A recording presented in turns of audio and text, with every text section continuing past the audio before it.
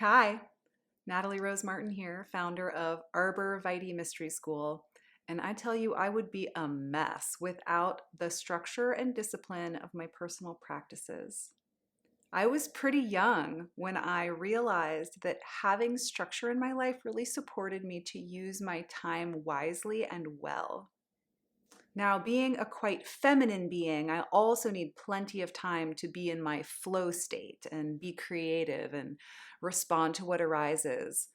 But the structure of the practices supports that time to be in flow. Now, I recognize that I'm quite privileged to have the ability to determine my entire schedule, but that also comes with a burden of responsibility to organize myself and use my time well and be able to be productive and effective in the time that I have. And this is really important for creative folks and people who are self employed. Without the external structure of a job, we have to create the structure for ourselves so we can be effective. Because my work is sedentary and my inclination is to be still, I ensure that my personal practices involve movement. So every morning I do a yoga slash strength training practice on my mat. And then every afternoon I go for a walk in the woods. Sometimes in the summer I move that walk to the morning. And so that I end up doing both parts of my practice in the morning. And that works well when it's hot out. But really, my preference is to have the two distinct practices to break up the day. That way, I know I have a chunk of several hours in the late morning and early afternoon, and then I have a chunk of several hours after my walk. And I can sort of determine which activities need to be put in which time slots and organize around that.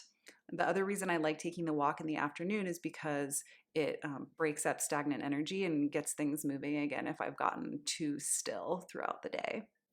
These practices are also my primary opportunity to self connect, and this is super important. There are so many people and threads and apps and emails and phone calls that can demand our attention. And if we haven't taken the time to self connect, those demands are likely to pull us out of center, make us use our energy in unbalanced ways, and lead to frustration, burnout, and exhaustion. So, we really want to cultivate this capacity to self connect every day. Now, I know that cultivating this level of discipline can feel challenging, especially if there are other desires at play, like the desire to stay in bed longer, or the desire to have coffee first thing when you wake up, or the desire to scroll on your phone when you have an extra minute, or the desire to eat more than is comfortable in your body, which could seriously get in the way of a physical practice. Now, there's a very famous quote that says something like, discipline is choosing what you want later over what you want now, or choosing what you want more over what you want now. And I think that's a really valuable guidepost.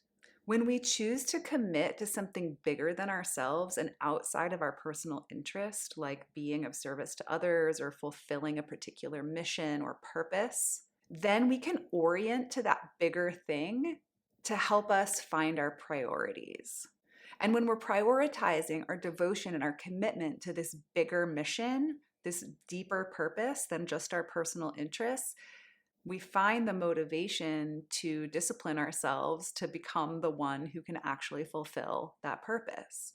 So I really see this process as committing to something bigger than the self, orienting to that purpose as a way to organize your priorities, choosing devotion to this path every day, and working with desire to sublimate desire to allow the smaller or more base desires to fuel the bigger desire to be of service to this thing that's bigger than ourselves. This doesn't mean you don't get to enjoy pleasure. This doesn't mean that you never get to fulfill your desires, but we're using the energy of desire to fuel the deeper purpose.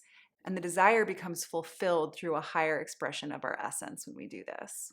When this becomes our operational baseline, it's harmless to indulge in moderation in all of the beautiful, lush pleasures that life on earth has to offer. And then we can come right back to our baseline of commitment, our priorities, our devotion, and the discipline that supports all of that to be possible. If this sounds good to you and you want more support with it, then I invite you to join the free New Paradigm Leadership 10-day bootcamp, and I'll link that in the description below the video. Until next time, blessings on your way.